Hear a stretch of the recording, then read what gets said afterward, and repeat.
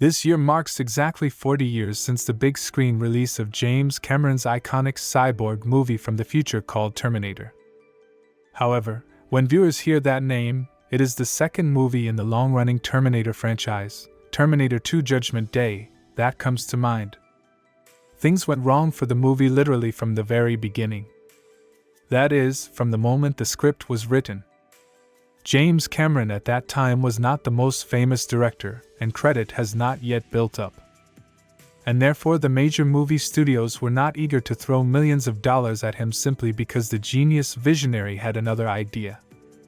Almost 2 years Terminator lay idle, until Cameron is not desperate and did not sell the script for a symbolic amount of $1. Bought the developments of Cameron's budding producer and screenwriter named Gail and Hurd. She promised to bring him together with acquaintances from a small studio. However, this idea was rejected by movie makers, because Cameron's dreams were already flying into a penny. At the same time, the original budget of the movie was only $4 million, which for science fiction blockbuster of this level is nothing.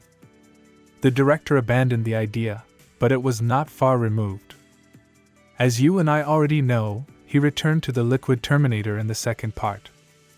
However, despite the trends of the time, Cameron believed that his Terminator had to be the complete opposite of typical action movie characters. He had to have a standard complexion and did not stand out from the crowd. The fact that Cameron envisioned a robot from the future is not as an uncompromising killing machine. No, he envisioned the Terminator as a robot spy, who arrived in the past to stealthily eliminate their target without leaving a trace. It was for this reason that Cameron was strongly opposed to jocks in the role of the Terminator. Cameron expressed his opposition to the choice of an overly prominent figure to play the role of Kyle Reese. It seemed to him that a resistant soldier in a dysfunctional future could not be that massive and large.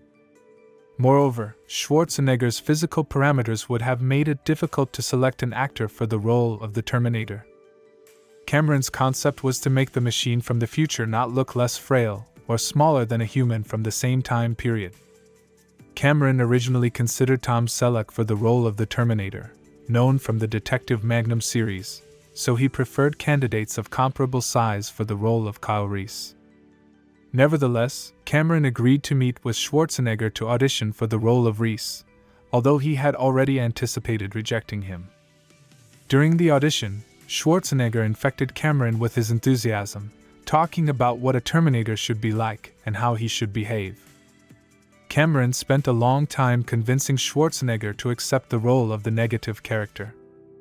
Eventually, he even promised the actor that his role would have more complex aspects, not just a killer robot, so that the audience could see a deeper character. The movie was titled Terminator, rather than Fight for the Future, to please the actor. Despite its modesty, the movie received very positive reviews from audiences, and its box office receipts more than justified the cost to the studio and the difficulties Cameron faced.